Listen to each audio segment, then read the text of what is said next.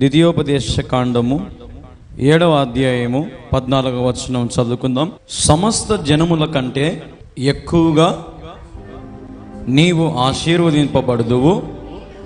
చిన్న ప్రార్థన చేసుకుందాం. ప్రార్థన. మా ప్రియమైన యేసుక్రీస్తు ప్రభువా, నీకు వేలాది వందనములు, స్తోత్రములు తండ్రి. ఇదిగో తండ్రి, ఈ సమయంలో నీ సన్నిధానములో చేరి ఇంతవరకు పాటలు పాడి ఆరాధించే ధన్యత నీవు మాకు ఇచ్చావు యేసయ్యా.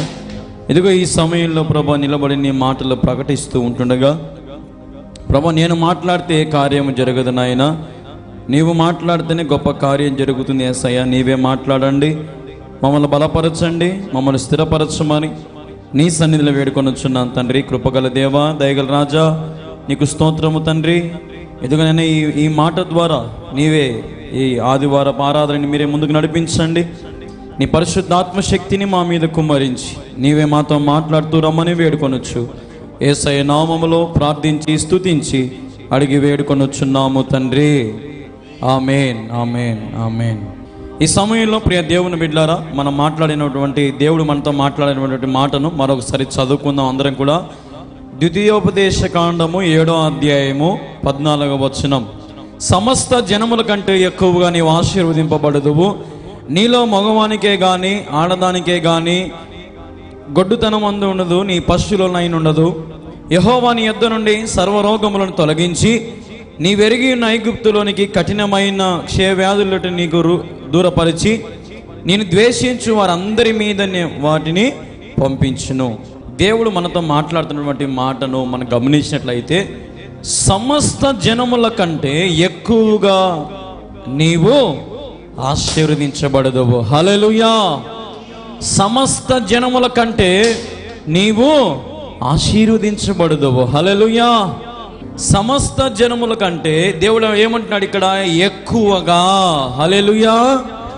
ఎక్కువగా, ఎక్కువగా అంటున్నాడు దేవుడు ఇక్కడ. అంటే మాకు గమనించండి, సమస్త జనులు అంటే ఎవరు? ఈ లోకములో ఉండే ప్రతి మనుషులు. కుల మత జాతి వర్ణ భేదం అంటూ ఏది లేదు. సమస్త జనుల కంటే ఎక్కువగా నీవు ఆశీర్వదించబడదువు. దేవుని నామానికి మహిమ కలుగును గాక.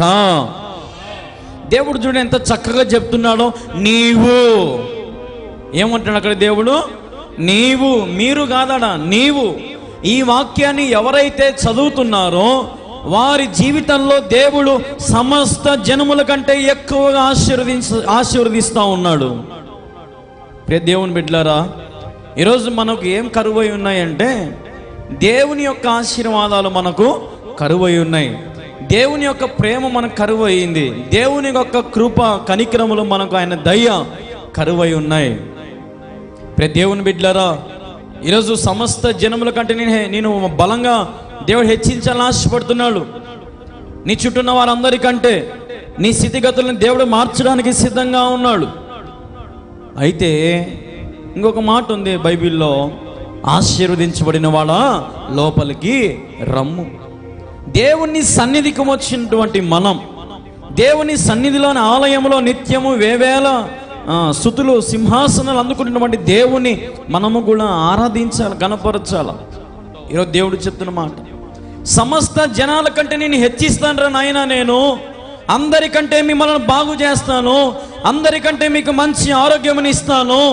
కానీ దాని కింద వచ్చిన గమనించండి, ఏమన్నాడు అక్కడ? ఈ మాటతో చూడండి, యెహోవా నీ యొద్ద నుండి సర్వ రోగములను తొలగించి. హల్లెలూయా.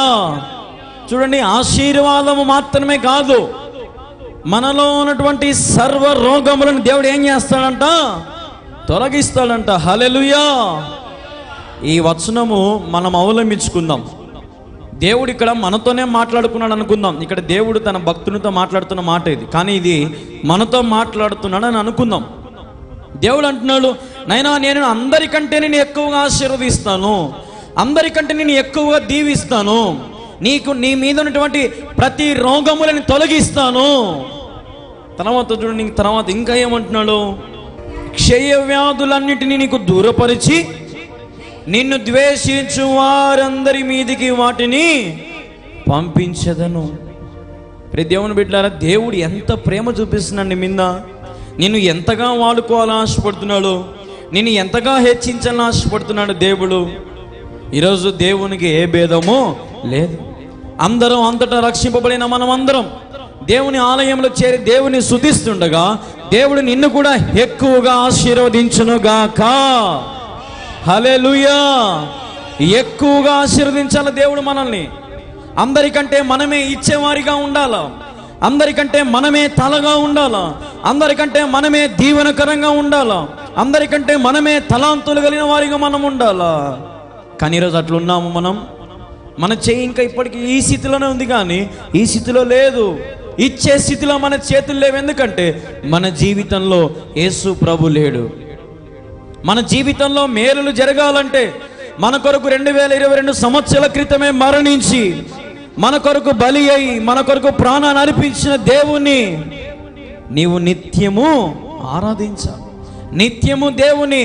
దేవుడు ఆత్మ గనుక ఆయన ఆరాధించువారు ఆత్మతో సత్యముతో ఆరాధించాల. హల్లెలూయా. దేవుడు ఒక ఆత్మ, ఆయన ఒక ఆత్మ స్వరూపి. ఆయన కంటికి కనపడడు, చెవికి వినపడడు, కానీ ఆయన చేసే కార్యాలు మన హృదయానికి కూడా తెలియదు, మన హృదయం కూడా గోచరం చేసుకోలేదు. ఈరోజు మనం ఇంత సంతోషంగా సుఖ సంతోషాలు ఆనందంతో ఉన్నామంటే నీ కొరకు నా కొరకు 2023 సంవత్సరాల క్రితం ఆయన మరణించి తిరిగి లేచాడు. నా పాపము ఆయన ఏం చేశాడు? తన భుజం మీద మోసాడు. ఆ శిలువ యాగాన్ని భరించాడు. ఎన్నో రకాలుగా చిత్రహింసలు పడ్డాడు. కానీ దేవుడు అంటున్నాడు, నేను మిమ్మల్ని ఎక్కువగా ఆశీర్వదిస్తాను. ఎవరున్నారండి ఇంత ప్రేమ చూపించి, ఇంత త్యాగము చూపించి, ఇంతగా నీ మీద కనికరం చూపిస్తూ, నిన్ను హెచ్చిస్తూ, నిన్ను బలపరుస్తూ, నిన్ను స్థిరపరుస్తున్నటువంటి దేవుడు నీకు దొరుకుతూ ఉంటే, ఈరోజు సమస్త జనముల కంటే నేను ఎక్కువగా ఆశీర్వదిస్తా అంటున్నాడు దేవుడు. మరి ఆశీర్వాదాలు పొందుకోవడానికి ఈరోజు మనకు చేతులు రావడంలా. ఈరోజు మనము ఆశీర్వాదాలు దేవుడిచ్చే వాటిని పొందుకోవడానికి మనం ముందుకు రాలేకపోతున్నాం. ఎందుకంటే ఈరోజు క్రైస్తవులలో ఒక ఆలోచన ఉంది. ఏం ఆలోచన అంటే, దేవునికి అడిగిపోతే మనం ఇవ్వాలా, అదేదో మనం పనికన్నా పోతే మనకు ₹1 వస్తుంది కదా, అదేదో ఉద్యోగానికన్నా పోతే మనకు ఒక 2000 3000 డబ్బులు ఈరోజు జీతం వస్తుంది కదా, చర్చికి పోతే ఏమొస్తుంది, నష్టము కదా నాకు, అది ఇంటి దగ్గర శుభ్రంగా తిని పడుకుంటే మేలు కదా, వారమంతా పని చేశాను కదా నేను. అందుకే మన జీవితంలో ఎక్కువ ఆశీర్వాదాలు లేవు. కొరతలు, శ్రమలు, ఇబ్బందులు, వ్యాధులు, బాధలు, రోగములు. ఎందుకంటే నీవు దేవుని చేత ఆశీర్వదించబడడం లేదు. దేవుని చేత, దేవుడి చిత్తానుసారముగా ఆయన ప్రణాళిక చొప్పున నువ్వు జీవించలేకపోతున్నావు. కాబట్టే సమస్తం ఈరోజు మనం నష్టపోతూ ఉన్నాం. ప్రభువా అని నువ్వు ఎప్పుడైతే ప్రభువుని అడిగి, దేవా నేను చేసే అతిక్రమములు నన్ను క్షమించు ప్రభువా, నన్ను అందరికంటే ఎక్కువ దీవించయ్యా, నేను కష్టపడుతున్న నా కష్టాన్ని 30 నూరంతలుగా ఆశీర్వదించండి అయ్యా, అయ్యా నాకు పిల్లలు లేరయ్యా, పిల్లనియ్యా, అయ్యా నాకు అది లేదు ఇది లేదని నువ్వు ప్రభు దగ్గర విశ్వాసముతో మొరపెడితే దేవుడు చేయడా? ఏమయ్యా దేవుడు చేయడా? చేస్తాడు. కానీ మనం మాత్రం మన ప్రార్థనలో అవిధేయత. యేసన్న గారు ఎప్పుడు కూడా ప్రసంగంలో ఒక మాట చెప్పేవాడంట. యేసన్న గారు తెలుసు కదా, యేసన్న గారు మీకు. యేసన్న గారు ఎప్పుడు ఒక మాట అనేవాడంట, ప్రతి ప్రసంగంలో అంటాడంట, ఒరే యవ్వనికైతే అవిధేయత ఉంటుందో వానిలో దుర్బోధ లక్షణాలు చాలా ఉంటాయి అన్నాడంట. ఒక్క అవిధేయత మనలో ఉంటే మనలో ప్రతి పాపం ఉన్నట్లే. ఒక్క అవిధేయత ఉంటే ప్రతి పాపం ఉన్నట్లే. ఇప్పుడు చూడండి, విధేయత కోసమే కదా మన పిల్లలకి స్కూల్కి పంపించేది. నా పిల్లలు క్రమశిక్షణతో పెరగాలి, నా పిల్లలు పెద్దలు చిన్నలంటే గౌరవ విలువలు తెలుసుకోవాలా, లోక జ్ఞానం తెలుసుకోవాలనే కదా మనం స్కూల్కి పంపించేది. వారిని బాగా ఒక స్థితికి వెళ్ళాలనే కదా. ఈ రోజున అవిధేయత వల్ల చాలా నష్టపోతున్నారు చాలామంది. తల్లిదండ్రులు చెప్పిన మాట వినరు, అవిధేయత. పెద్దలు చెప్పిన మాట వినరు, అవిధేయత. సేవకుడు చెప్పిన మాట వినడు, అవిధేయత. సంఘ విశ్వాసులు, సంఘ పెద్దలు హెచ్చరించినప్పటికీ కూడా వినరు, అవిధేయత. విధేయత కలిగిన వారిని దేవుడు హెచ్చించక మానడు. హల్లెలూయా. విధేయత కలిగి ఉండాలి మనం, ఒబీడియంట్గా ఉండాలి దేవునికి.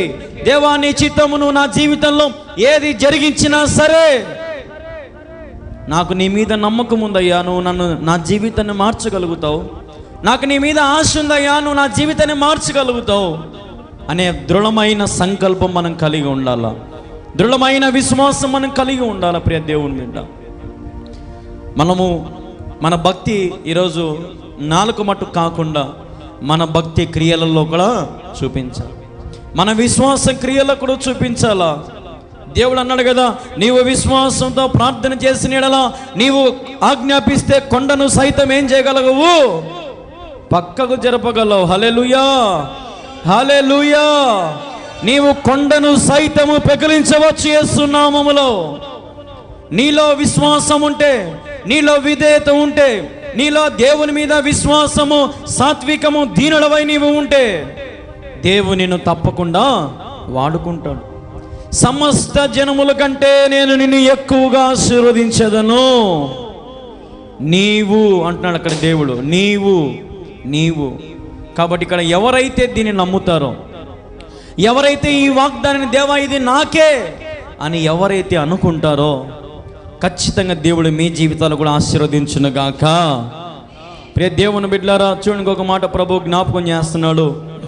2 యోహాను 1వ అధ్యాయం 6వ వచనం, అందరం కలిసి చదువుకుందాం. 6వ వచనం, మనం ఆయన ఆజ్ఞల ప్రకారము నడుచుటయే ప్రేమ, మీరు మొదటి నుండి వినిన ప్రకారము ప్రేమలో నడుచుకునవలెనని అనుదినయే ఆ ఆజ్ఞ. దేవుడు ఏం ఆజ్ఞ చూపించాడు మనకు? ఆజ్ఞల ప్రకారము నడవండి. ఆజ్ఞలు ఏం తెలియపరుస్తున్నాయి మనకు? ఏం ఆజ్ఞలు తెలియపరుస్తున్నాయి? చూడండి ఒకసారి నిర్గమకాండం చూడండి ఒకసారి, 20వ అధ్యాయము 1వ వచనం నుంచి 17 వచనాలు ఉన్నాయి. నేను మీకు క్లుప్తంగా కొన్ని విషయాలు చెప్పేస్తాను, చూడండి. మీరు చదవద్దు కానీ నేనే మీకు చెప్పేస్తాను క్లుప్తంగా. దేవుడు చెప్పిన ఆజ్ఞలు ఏంటి? నీ దేవుడైన యెహోవాను నేనే, నేను తప్ప వేరొక దేవుడు నీకు ఉండకూడదు. ఇది మొదటి ఆజ్ఞ. రెండవ ఆజ్ఞ ఏంటి? పైన ఆకాశం అందే కానీ, కింద భూమి ఎందే కానీ, భూమి కింద నీళ్ళ ఎందు కానీ ఉండు దేని రూపమునైనను విగ్రహమును నీవు చేసుకొనకూడదు. ఇది రెండవ ఆజ్ఞ. మూడవ ఆజ్ఞ ఏంటి? నీ దేవుడని యెహోవా నామమును వ్యర్థముగా ఉచ్చరింపకూడదు. నాలుగవది ఏంది? విశ్రాంతి దినమును, పరిశుద్ధ దినమును మనం ఏం చేయాలా? ఆచరించాలా. ఐదవది ఏంటి? నీ తండ్రిని నీ తల్లిని సన్మానించుము. ఆరవది ఏంటి? నరహత్య చేయకూడదు. ఏడవది వ్యభిచరింపకూడదు. ఎనిమిదవది దొంగలింపకూడదు. తొమ్మిదవది నీ పొరుగు వాని మీద అబద్ధ సాక్ష్యము పలకకూడదు. 10వది నీ పొరుగువాని భార్యనైనను, అతని దాసునైనను, అతని దాసినైనను, అతని ఏదైనను, అతని గాడిదైనను, నీ పొరుగువానిది ఏ నీదు నువ్వు ఆశించకూడదు. ఇవి దేవుడు మనకిచ్చిన ఆజ్ఞలు. ఈ ఆజ్ఞలు ఎవరి చేతికి ఇచ్చారు? మీకు ఒక ప్రశ్న అడుగుతా, చెప్పండి. ఈ ఆజ్ఞలు దేవుడు ఎవరి చేతికి ఇచ్చాడు? మోషే చేతికి ఇచ్చాడు. హల్లెలూయా. ఎక్కడిచ్చాడు దేవుడికి? దేవుడు మోషేకి ఆజ్ఞలు ఒక పర్వతం మీదకి మోషేని తీసుకెళ్ళి, ఆ పర్వతం మీద దేవుడు తన ముఖకాంతితో తను దర్శించి ఆ సౌందర్య నగరాన్ని అంతా కూడా కళ్ళకు చూపించాడు మోషేకి. తర్వాత మోషే చేతిలో 2 పలకలు దేవుడు పెట్టాడు. అవి 2 పలకలు తీసుకొని మోషే కిందికి దిగుతూ ఉంటే మోషే ముఖము సూర్యకాంతపు తేజస్సు వలె వెలిగిపోతా ఉందంట. హల్లెలూయా, హల్లెలూయా. ఈరోజు దేవుడు చెప్తున్న మాట ఇదే. నీవు ఆయన ఆజ్ఞల ప్రకారము నడిచిన యెడల సమస్త జనముల కంటే దేవుడు నిన్ను ఆశీర్వదిస్తాడు. హల్లెలూయా. ఎవరు ఎక్కువ కాదు, ఎవరు తక్కువ కాదు దేవుని దృష్టిలో. దేవుడు డబ్బును ఒక రకంగా, డబ్బు లేని ఒక రకంగా దేవుడు చూడు. పెద్ద కులస్తుని ఒక రకంగా, చిన్న కులస్తుని దేవుడు ఒక రకంగా చూడు. దేవుడు అంటాడు కదా, ఏ భేదము నాకు లేదు. దేవుడు ఈరోజు చెప్తున్నాడు, నాకు ఏ భేదము లేదు నాయన, నా ఆజ్ఞలు అనుసరించి జీవించండి. ఈరోజు దేవుడు నమ్ముకున్నటువంటి ప్రజలు అనేకమైన సార్లు ఈ ఆజ్ఞలలో మోసపోతూ ఉన్నారు. దేవుడు విగ్రహమును చేసుకోవద్దంటున్నాడు, కానీ మన నిలువెల్ల మన హృదయంలో, బయట, చేతులలో, క్రియలలో ఎప్పుడు చూసినా విగ్రహమే. మనమే ఒక విగ్రహముగా ఈరోజు మారిపోతున్నాం. దేవుని మందిరానికి వెళ్దాం రా అక్క, అయ్యా దేవుని మందిరానికి పోదాం రా, ఈరోజు ఆదివారం కదా. నేను రాలేను పో, మీ అన్న ఇప్పుడే చికెన్ మటన్ తెచ్చినాడు, వండుకోవాలా. ఏం విగ్రహం అది? తిండిపోతు విగ్రహం. ఏమన్నా ఈరోజు ప్రార్థనకు పోదాం రా, ఈరోజు ఆదివారం కదా అంటే వారం అంతా అలిసిపోయి నీ పొద్దు రాలేండి. ఇదేమి విగ్రహము? సోమరితనం, నిద్రపోతుతనం విగ్రహం ఇది. ఈరోజు దేవుని మందిరానికి రావడానికి మనలో అనేకమైన విగ్రహాలు అడ్డుగా ఉన్నాయి. నీ పొరుగు వారి దేనిని ఆశించకూడదు, నరహత్య చేయకూడదు, దొంగలించకూడదు, నీ తల్లిని తండ్రిని సన్మానించాలని వాక్యం సెలవిస్తూ ఉంది, ఆజ్ఞలు సెలవిస్తూ ఉన్నాయి.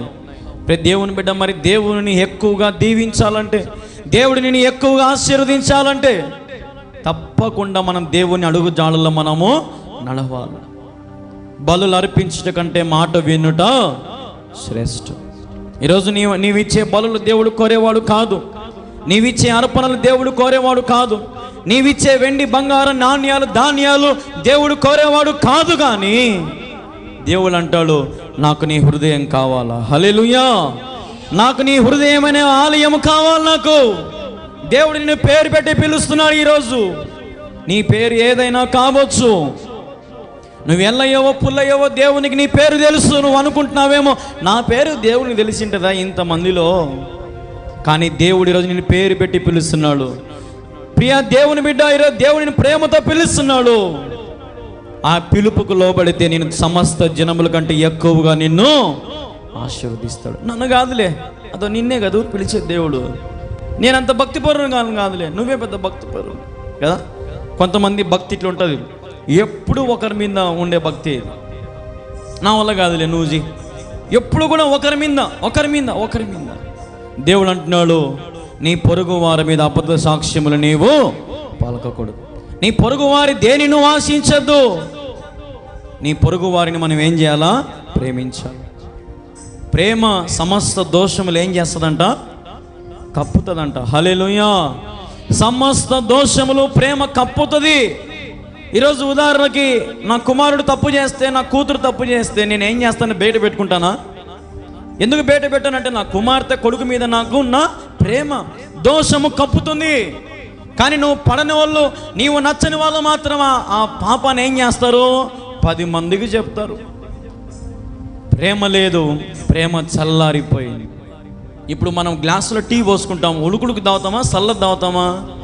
అందరయ్య గారు, ఉడుకుడికిదే తాగుతాం. ఎవరైనా చల్లారితే ఏమంటాము?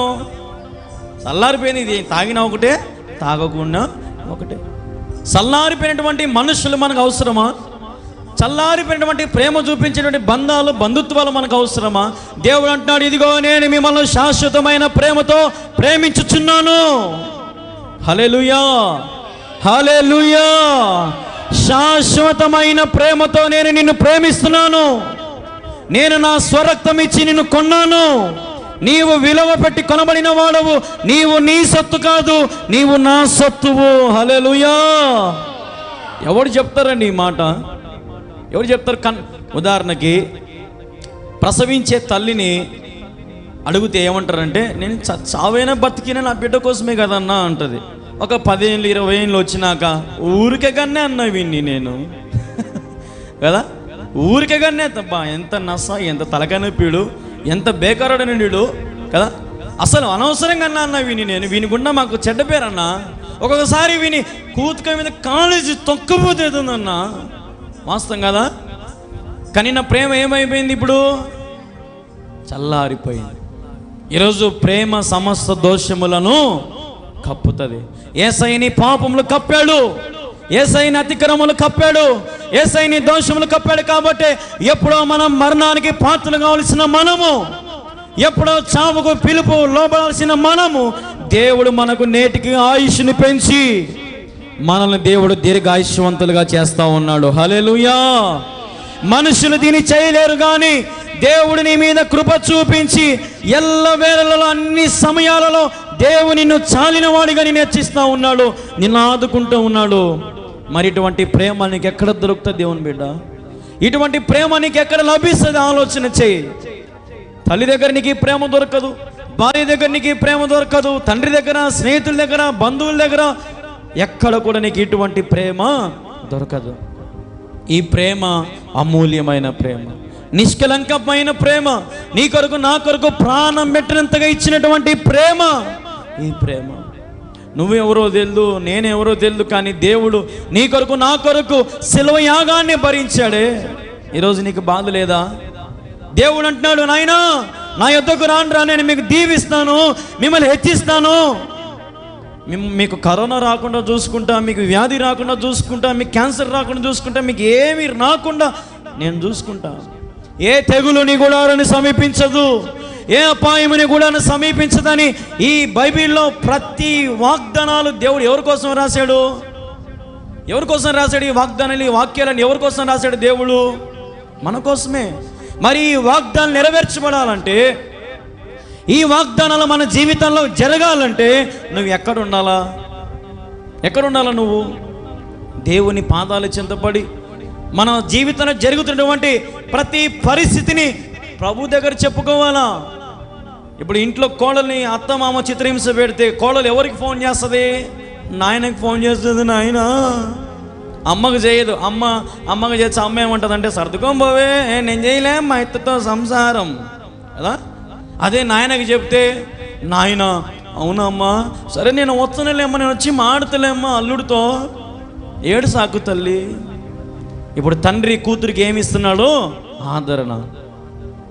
మనం ధైర్యంగా ఉండు, దిగులు పడద్దమ్మా, ఏం కాదు, అన్నీ సర్దుకొని పోతాయమ్మా, కొంచెం ఓర్చుకొని పోమ్మా. దేవుని బిడ్డ, దేవుడు అంతకంటే పరమ తండ్రి అయినా, హల్లెలూయా, పరమ తండ్రి అయినా ఆ పరమ తండ్రి నిన్ను కూడా అదే మాట చెప్తున్నాడు, నాయన నా యొద్దకు రా, నేను నిన్ను త్రోసివేయను, ముదిమొచ్చేంత వరకు నేను ముద్దాడుతాను, నేను లేవనెత్తుతాను, నేను బలపరుస్తాను, నా చెయ్యి నీ భుజం మీద పెడతాను, నీకు తోడుగా అండగా నేను నిలబడతాను. ఎవర్రా నేను ఆపేది? నేను ఉన్నాను రా నీకు అంటున్నాడు దేవుడు. ఈరోజు మనుషులు అనుకుంటే ఆపుతున్నారు నేను ఎదగలేకుండా, కానీ దేవుడు అనుకుంటే ఎవరు నిన్ను ఆపలేరు. దేవుడు నేను ఒకవేళ హెచ్చించాలనుకుంటే మనుషులు ఎంత కింద మింద పన్న కానీ నిన్ను ఎవరు కూడా ఆపలేరు. ప్రతి దేవుని బిడ్డ, దేవుని చేతిలో నీ చెయ్యి ఉందా? దేవుడు రెండు చేతులు చాచి నీ పిలుస్తున్నాడు, నా యొద్దకు రా, నీ పేరు పెట్టి పిలుస్తున్నాడు. ఈ రోజున కళ్యాణ్, నా యొద్దకు రా, నేను నిన్ను వాడుకుంటా, అడుగుము జనములను స్వాస్థ్యముగా నీకు ఇస్తాను, ఇదిగో నేను నిన్ను మనుషుల పట్ల జాలంగా చేస్తాను, సర్వలోకానికి వెళ్ళి సర్వ సృష్టికి సువార్త ప్రకటించు. నీకు ఆహారము కొరతుండదు, వస్త్రంలో కొరతుండదు, నీడలో కొరతుండదు, నీకే దాంట్లోనే కొరత పెట్టను నాయనా, నా యొద్దకు రా, నేను నీకు శాంతి సమాధానం నెమ్మదినిస్తా. ప్రపంచంలో కొన్ని కోట్లు సంపాదించినటువంటి పెద్దలకు మనశ్శాంతి లేదు, తెలుసో తెలియదో మీకు? ముఖేష్ అంబానీ వాళ్ళ కొడుకు తిరుపతికి వచ్చాడు దర్శనం కని. ఆయన వీడియో యూట్యూబ్లో పెట్టారు. ఇంత లావు అయిపోయినాడు. ఒక 6 నెలలు 7 నెలల కిందట ఏదో సర్జరీ చేసుకుని మొత్తానికి సన్నగా నా మాదిరి అయినాడు. 6 నెలలకే మళ్ళీ ఇప్పుడు ఇంత అయినాడు ఒకటేసారి. ఇంత లావు ఉన్నాడు. పెళ్లి ఏదో మొత్తానికి ఎంగేజ్మెంట్ కోసం ఏదో వచ్చాడు నిన్న. కింద అందరూ పెడతా ఉన్నారు, కింద కామెంట్లు పెడతా ఉన్నారు. అతనికి ఏం పెడుతున్నారంటే, అన్నా నీ దగ్గర కొన్ని వేల కోట్లు లక్షల కోట్లు డబ్బు ఉందేమో కానీ నీ దగ్గర సంతోషం లేక ఇట్లా లావు అయిపోతావు, డిప్రెషన్, కృంగుదల, 10 మందితో మాట్లాడలేరు, ఎప్పుడు ఒక రూమ్లో ఉండాలి. డబ్బు ఉన్నోడు తెలుసా, డబ్బు ఉన్నోడికి సెక్యూరిటీ ఉంటుంది, 10 మందితో కలివిడిగా మాట్లాడలేడు, 10 మందితో బాధలు పంచుకోలేడు, 10 మందితో కలిసి తిరగలేడు. కాబట్టి నీ ధనం ఎక్కడుంటే నీ మనసు కూడా అక్కడే ఉంటుంది. కాబట్టి ధనాన్ని నువ్వు ప్రేమిస్తే దేవుని నువ్వు ప్రేమించలేవు. ఈరోజు ఉదాహరణకి మీ ఎదుట ఒక 10 లక్షల డబ్బు దేవుడు మీ ముందర పెట్టాడు అనుకో, ఒక వల్ల యేసయ్య ఉన్నాడు. ఏది కోరుకుంటారు మీరు? డబ్బు కావాలా? డబ్బుతోనే ప్రపంచం ముందుకు పోతుంది కదా, యేసయ్యతో పోదనుకుంటారు చాలామంది. మరి ఒకప్పుడు డబ్బు లేదే, రాజులు శ్రీకృష్ణదేవరాయల కాలంలో అసలు డబ్బే లేదు, మరి ఇచ్చిపుచ్చుకునేవారు. మా దాన్ని మీకు ఇస్తే మీ చక్కెర మాకు ఇస్తే, మా కందిపప్పు మీకు ఇచ్చే, మీ బియ్యం మాకు ఇచ్చే కదా. మరి అప్పట్లో డబ్బు లేదే, అప్పట్లో ఏం లేవే. ఇవి మనుషులు చేసుకున్న క్రియలు. మనుషులు ఈరోజు సమస్తమును వారి జీవితాలను వారే చేతులారా పాడు చేసుకుంటున్నారు. దేవుని బిడ్డ, ధనము అన్నిటికీ మూలముగా ఈరోజు ప్రపంచం మారిపోయింది. కానీ దేవుని నమ్ముకున్న వారు, నాకు రెండు షర్ట్లు 2 ప్యాంట్లు చాలు, నాకు ఒక పూట దేవుడు అన్నం పెడితే చాలు, నేను సస్తే దేవుని పని చేస్తా అనేవాళ్ళు చాలామంది ఉన్నారు. దేవుడు నిన్ను హెచ్చిస్తాడు, దేవుడు నిన్ను వాడుకుంటాడు, దేవుడు నిన్ను బలపరుస్తాడు. దేవుని పాదాల చెంత మనం ఉంటే, ఉదాహరణకి ఏదో హెచ్చు చెప్పుకోవాలని కాదు, కానీ ఉదాహరణకి నన్నే తీసుకోండి. నాకు ఏ ఉద్యోగం లేదు, ఇంతకుముందన్న ఒక 2-3 సంవత్సరాల కిందట నాకు టీవీ ఛానల్లో బాగా 1 లక్ష, 2 లక్షలు, 3 లక్షలు డబ్బులు వచ్చేది ఒక్కొక్కసారి. ఈసారి అయితే ఈ సంవత్సరం, పోయిన సంవత్సరం అసలు డబ్బులే లేదు. కానీ దేవుడు ఏ కొరత లేకుండా చూసుకుంటున్నాడు. సువార్త సభలకు పోతున్నాం, 21 రోజులు ఉపవాస ప్రార్థన, ఈరోజు 8వ రోజు. మరి దేవుడు ఎంత బలం ఇచ్చాడు చూడండి, ఎంత బలంగా మాట్లాడగలుగుతున్నాను. మళ్ళీ ఈ వాక్యం దిగి కిందికి పోతే నడుము నొప్పులు, కాళ్ళ నొప్పులు, మనసు మీద వనుకుంటా, అంత బాడీ పెయిన్స్. కానీ స్టేజ్ ఎక్కగానే ఎవరి బలం ఇది? యేసయ్య బలం. నేను మాట్లాడితే కార్యం జరగదు, కానీ యేసు ప్రభు మాట్లాడితేనే గొప్ప కార్యం జరుగుతుంది. ఆయన పరిశుద్ధాత్మ శక్తి ఆవరిస్తేనే గొప్ప కార్యాలు దేవుడు మీతో మాట్లాడతాడు. హల్లెలూయా. దేవుని కోసం సమస్తమును వెచ్చించండి, దేవుడు కూడా సమస్తం మీ కొరకు వెచ్చించి మిమ్మల్ని ఉన్నత స్థితికి తీసుకెళ్తాడు. నీ కొరకు ఇప్పుడు ఉదాహరణకి దేవునికి 2 పిల్లలు ఇచ్చాడు అనుకో, దేవా ఇదిగో నేను సేవ చేయలేకపోతున్నాను, నా కొడుకునన్నా సేవ తీసుకో. మేము టౌన్లో ఉండి ఏదో మొత్తానికి తీసుకొని వస్తూ ఉన్నాం, సరుకులు తీసుకొని వస్తూ ఉంటే మాకు ఒక ఆమె ఎదురైంది. నాయన ఇంటి దగ్గర మోటార్ ఆఫ్ చేయలేదు నాయన, మమ్మల్ని ఎక్కించుకొనైనా మేము ఆడ దిగుతానైనా నేను అనిందామా. సరే అమ్మా, దీంట్లో సామాన్లను ఉండే ఎక్కించుకొని లేమ్మా, దయచేసి అర్థం చేసుకోమ్మా అని చెప్పినాం. అంటే ఆమె 20 రూపాయలు ఇచ్చలేనైనా ఆటోకి అనింది. 20 రూపాయలు ఇచ్చలేనైనా ఆటోకి అనింది. ఏంది భయం ఇంత తీసేసినట్టు మాట్లాడింది. అమ్మ అర్థం చేసుకో, స్థలం లేదు, వెళ్ళిరా అమ్మా. అప్పుడే మన నాని గమ్మున ఉన్నాడు కదా, ఇంటికాడ మోటార్ వేసిన అంటే మరి ఇప్పుడే కలింగరికాయ తిన్నావే అని అన్నాడు. అంటే ఇంటికాడ మోటార్ వేసింది భయమేమో ఉంది, కానీ ఈమెకి ఏం పిచ్చింది, కలింగరికాయ ఇంత కూర్చోంది, మరి భయం లేదు. మా దగ్గర అబద్ధం, మోటార్ ఉంది నాయన అంటే ఎక్కించుకుంటాం అని. మాకు స్థలం ఉంటే ఎక్కించుకునేందుకు కాదని లేదు, కానీ ఆమె ఎంత చీప్గా 20 రూపాయలు ఇచ్చిన ఆయన అనేసరికి భలే బాధేసి. ఈరోజు మనం దేవుని విషయాన్ని కూడాను దేవుని అడుగు, దేవునితో బేరం ఆడాకు. హల్లెలూయా. నాకు ఇది ఇస్తే నీకు ఇది ఇస్తాను ప్రభువా అనొద్దు. నాకు నువ్వు ధనం ఇస్తే నా ధనము నీకు ఇస్తాను ప్రభువా అనొద్దు. నాకు గర్భఫలం ఇస్తే నీకు ఇస్తాను ప్రభువా అనొద్దు. వ్యాపారము చేయొద్దు దేవునితో. నీవిస్తే అది నీ సొత్తే ప్రభువా అను. హల్లెలూయా. ఇది నువ్వు నాకు ఇస్తే అది నీ సొత్తే, నాది ఏది లేదు ప్రభువా. నేను దిగంబరిగా వచ్చాను, దిగంబరిగా వెళ్ళిపోతాను ప్రభువా. నాకున్నవని నీకు పని కోసం వాడతాను ప్రభువా అని. నువ్వు ఉన్న చోట 10 మందికి సువార్త చెప్తున్నావా? నువ్వు ఉన్న చోట 10 మందికి భోజనం పెట్టో, నీళ్ళు ఇచ్చో, కాఫీ ఇచ్చి ఏదో ఒక రకంగా సువార్త చెప్పాలా? ఎందుకు నేను ఇన్ని ప్రోగ్రాంలు పెట్టుకుంటా తెలుసా? డబ్బులు ఎక్కువే కాదు. ప్రోగ్రాంలు పెడితే 10 మంది వచ్చి కూర్చుంటారు, కూర్చుంటే 10 మందికి సువార్త చెప్పొచ్చు. డబ్బులు సమస్య కాదు, ఈరోజు ఉంటుంది రేపు ఉంటుంది, కానీ మనుషులు మనం దేవుళ్ళకి నడిపిస్తే ఆ ఆత్మలు మన సొంతమే. హల్లెలూయా. ఈరోజు చూడండి, ఎక్స్పెక్ట్ చేయలేదు, కానీ దేవుడు ఈరోజు మన మధ్యలోకి ఎస్టీ కాలనీ వాళ్ళు నడిపించారు. ఇంకా చాలామంది వస్తూ ఉన్నారు, ప్రయాణంలో ఉన్నారు. ఎందుకు? మన సేవ యథార్థమైన సేవ అయితే, మనం చేసేటువంటి ప్రార్థన నిస్వార్థమైనది అయితే మనుషులు తప్పకుండా దేవుడు నడిపిస్తాడు జాడలోకి. హల్లెలూయా. ఈరోజు దేవుడు చెప్తున్నాడు, సమస్త జనముల కంటే నేను నీ ఎక్కువగా ఆశీర్వదిస్తాను. నాతో పాటు నిలబడు. నాతో పాటు ఉంటే నీకు పూల బాట ఎవరేరు నాయనా? ముళ్ళ బాటే. యేసుప్రభుకి ఎవరన్నా ఏం కిరీటం పెట్టినారు? యేసుప్రభుకి ఎవడన్నా పూల కిరీటం పెట్టినాడు? యేసుప్రభు రే యేసుప్రభు ఆయన లోకరక్షకుడు, ఆయన ఒకటి పూలది ఏమైనా చేసి పెడదాం రా కదా. కానీ ఈరోజు మళ్ళీ మందిరాల్లో మాత్రం ఏమి ఆలాడుతూ ఉంటాయి? మందిరాలలో ఏమి ఆలాడతాయి? పూలు ఆలాడుతూ ఉంటాయి. నేను చెప్పకూడదు, కానీ అది మందిరమా వేరేదా నాకు అర్థం కాదు.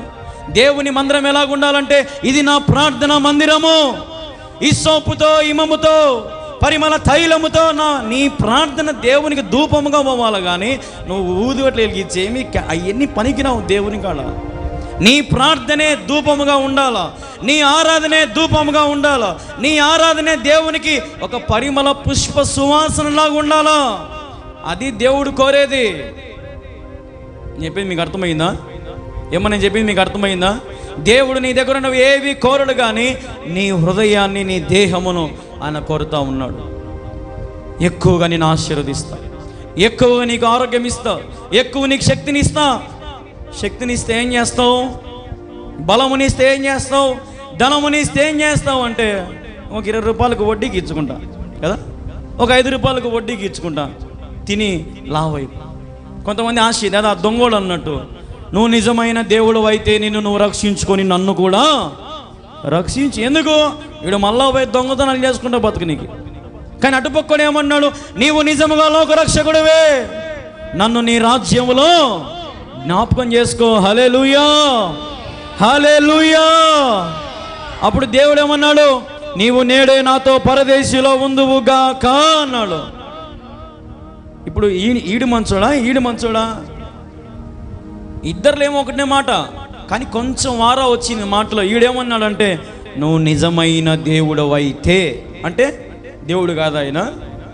ఏ పాపము చేయనోడు మన పాపము నిమిత్తమై అంత నరక వేదన పడితే, ఆ వల్ల వీళ్ళ పాపం చేసిన వాళ్ళకేమో తాళ్ళతో కొట్టినారంట, సిలువకు తాళ్ళతో.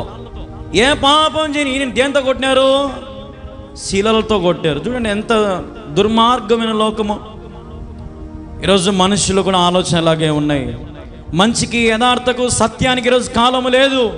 అసత్యానికి కాలం, చెడతనానికి కాలం. ఈ రోజున దేవుడు మాటలకు లోబడే మనుషులు లేరు. ఈ రోజున ఏదో వాక్యం అంతా తెలిసినట్టు, వాక్యం అంతా మేము మింగినాము, చదివినాము, మాకు తెలియదు ఏముందని రకంగా కొంతమంది బిల్డప్ కొడతారు కదా. ఈ వాక్యం ఇప్పటికీ చదువుతూ ఉన్నా కూడా తృప్తి తీరదు. నాకైతే వాక్యములో తృప్తి తీరదు. వాక్యములో సమృద్ధి. వాక్యం ద్వారా నువ్వు చదువుతూ ఉంటే రోజుకొక అంశంతో దేవుడు నిన్ను బలపరుస్తాడు. హల్లెలూయా, హల్లెలూయా. తప్పిపోయిన కుమారుడు సంగతి మీకు తెలిసిందే. తప్పిపోయిన కుమారుడు పరిస్థితి మీ అందరికి బాగా తెలుసు కదా. తండ్రి ఎంతో మంచి భక్తుడు, తండ్రి ఎంతో మంచిగా దేవుల్లో ఎంత పెద్ద కోటీశ్వరుడైనా కానీ లోబడి ఉండేవాడు. కానీ తండ్రిని ఎదురించి ఆస్తిని పంచుకొని కొడుకు వెళ్ళిపోయాడు. వెళ్ళిపోగానే తన అల్లరి స్నేహితులతో వాళ్ళతో వీళ్ళతో చేసి మొత్తం డబ్బు ఖర్చు పెట్టేసి లాస్ట్కి తిండికి దిక్కు లేక ఒక పందులు మేపి అతని దగ్గరికి పోయి పందులు మేపి పందులు తినే పొట్టుకు దాకా దిగజారిపోయి, అప్పుడు ఏమొచ్చింది అప్పుడు ఇతనికి బలి పెరిగినప్పుడు ఒక ఊహలోకి వెళ్ళిపోయినాడు. ఒకప్పుడు నా జీవితం అంత బాగుండిందే, ఇప్పుడేది నా జీవితం పందులు తినే పొట్టుకాడికి వచ్చి పడిందే, నేను తిరిగి మా నాయన యొద్దకు నేను వెళ్ళిపోతాను. ఆ ఆలోచన అతనికి ఎలా వచ్చింది? ఆ తండ్రి రాత్రి పగలింటి కాడ మోకరించి ప్రార్థన చేస్తున్నాడు, దేవా నా కొడుకు ఎక్కడ పోయాడు, నా కొడుకును జాగ్రత్తగా చూసుకో ప్రభువా, వాడు నన్ను ఎదిరించిపోయినా ఆయనకు క్షమించు. రాత్రి పగులు రోజు పొద్దునొచ్చి చూసిపోతాడంట, రోడ్డు మీదకి తొంగి చూసిపోతా ఉంటాడంట. వాడు వస్తాడు. ఈరోజు ఉండలేడు, వాడు బయట మా అమ్మని వదిలిపెట్టి ఉండలేడు. ఈరోజు నీకు పిల్లల కొరకు నువ్వు ప్రార్థన చేస్తున్నావా? ఈరోజు నీ భర్త కొరకు నువ్వు ప్రార్థన చేస్తున్నావా? నీ ప్రార్థన నీ ఇంటిని కడుతుంది. హల్లెలూయా. నీ ప్రార్థన నీ ఇంటిని నిర్మిస్తుంది.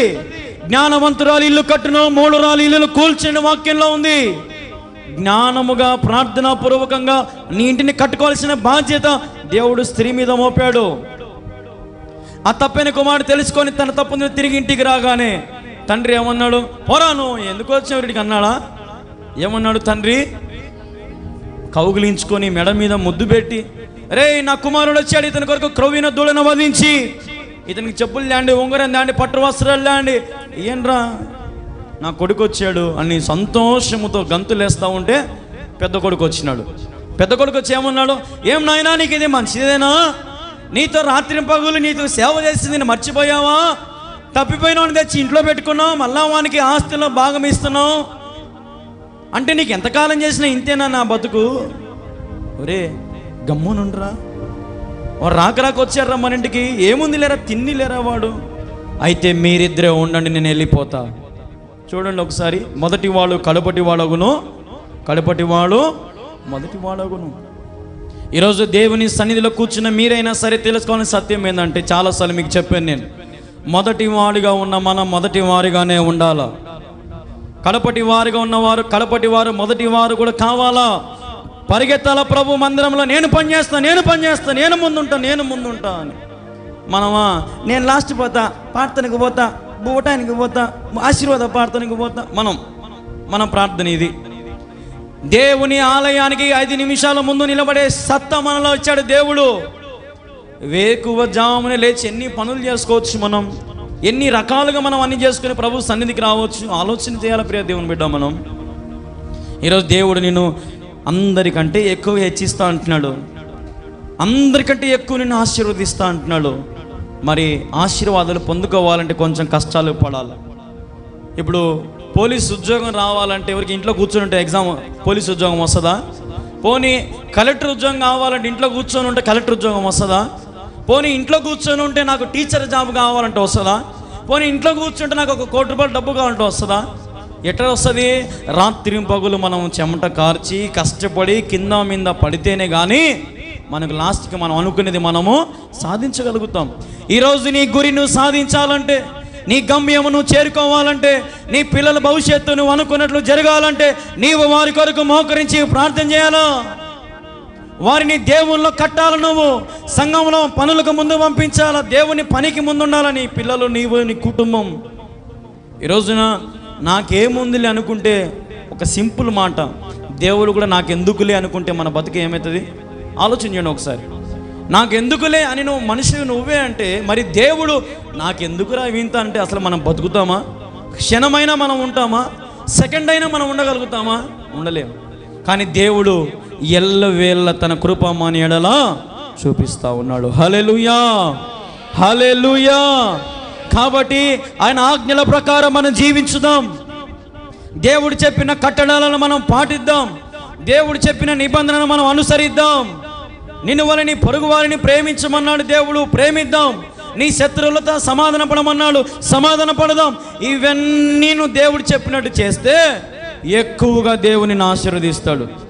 నువ్వు ఏమి చేయకుండా దేవుని ఆశీర్వదించలే, నా గర్భఫలం ఉండాలి, నా అప్పులు అట్నే ఉన్నాయి, నా వ్యాధి అట్నే ఉంది, నా రోగం అట్నే ఉంది అంటే పోనే. దేవుడు చెప్పినట్టుగా మనం నడవాలి. హల్లెలూయా.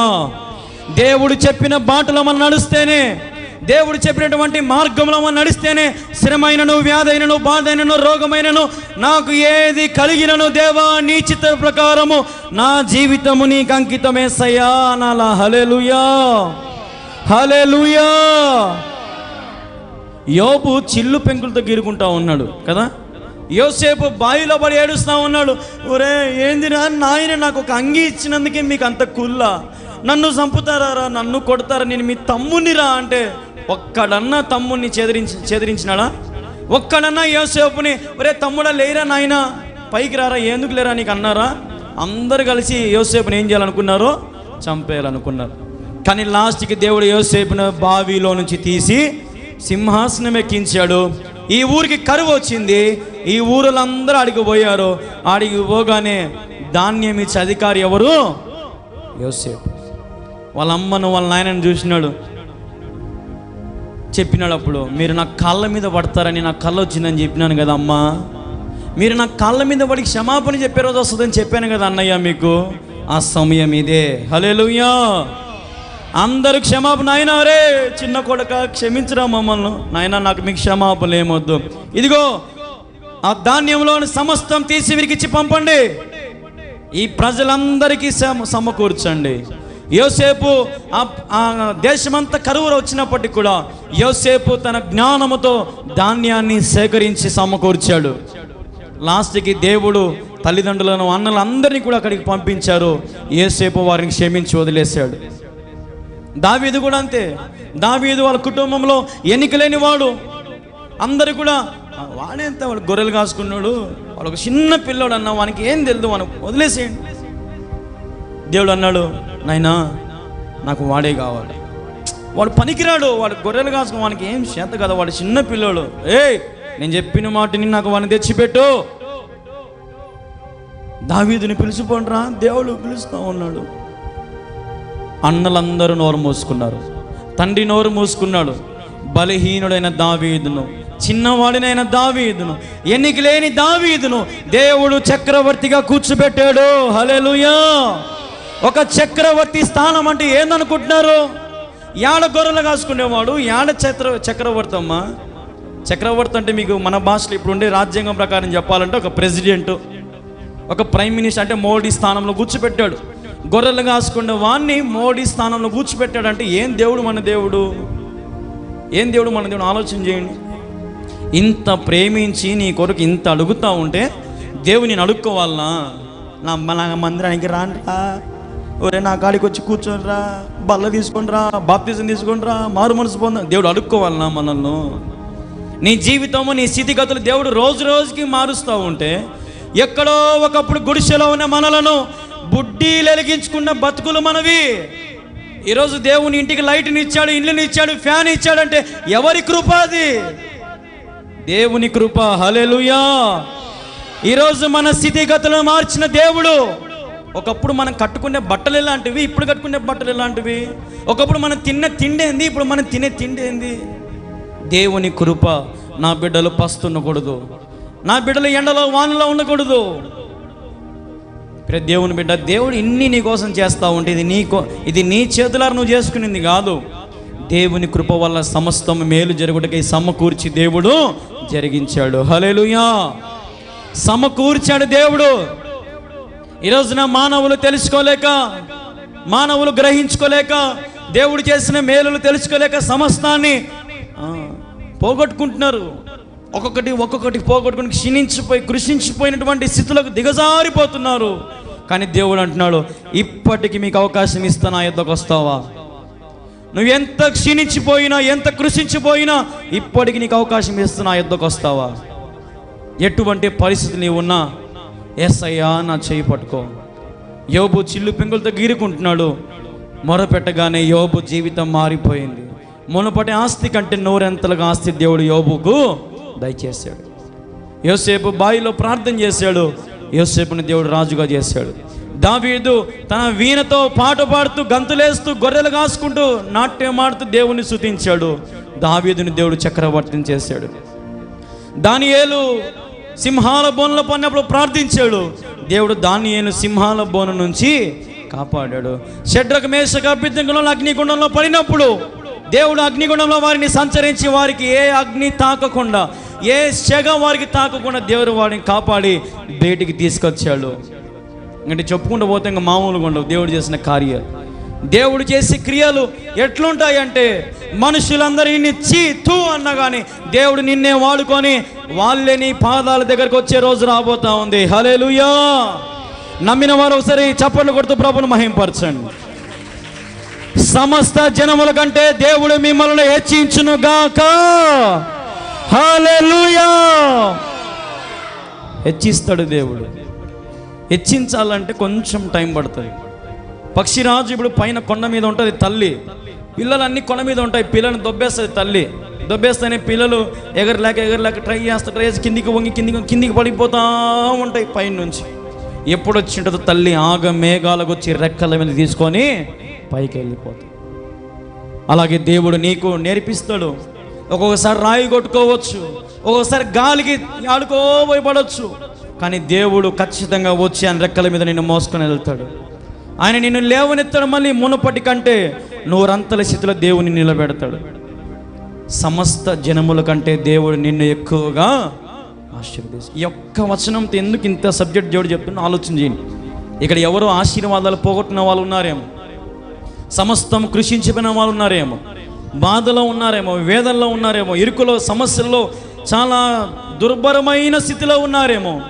దేవుడు అంటున్నాడు, రే మీ అందరికంటే నేను మిమ్మల్ని హెచ్చిస్తా. నీ చుట్టుపక్కల నీ బంధువులు, నీ అన్నదమ్ముల రక్త సంబంధాలు అన్ని ఎవరైనా సరే వాళ్ళందరూ నేను హెచ్చిస్తా అంటున్నాడు దేవుడు. హెచ్చిస్తాడు దేవుడు, నేను బలపరుస్తాడు దేవుడు. బాధలలో వేదనల ప్రభు యొద్దకు రా. నువ్వే స్థితిలో ఉన్నా, దేవా ఈ స్థితి నీవు ఇచ్చినట్టయితే వందనాల ప్రభువా. యేసు ప్రభు మీద గొనగద్దు, దేవుని మీద గొనగద్దు. కడుపు మాడిన దేవా నీ చిత్తమే కదా ప్రభా, ఉంటా ప్రభువా. ఉపవాసంతో మొరపెట్టు. 21 రోజులు ఉపవాస ప్రార్థనలు జరుగుతున్నాయి. ఈరోజు 8వ రోజు. 7 రోజులు సంపూర్తి దేవుడు జరిగించాడు.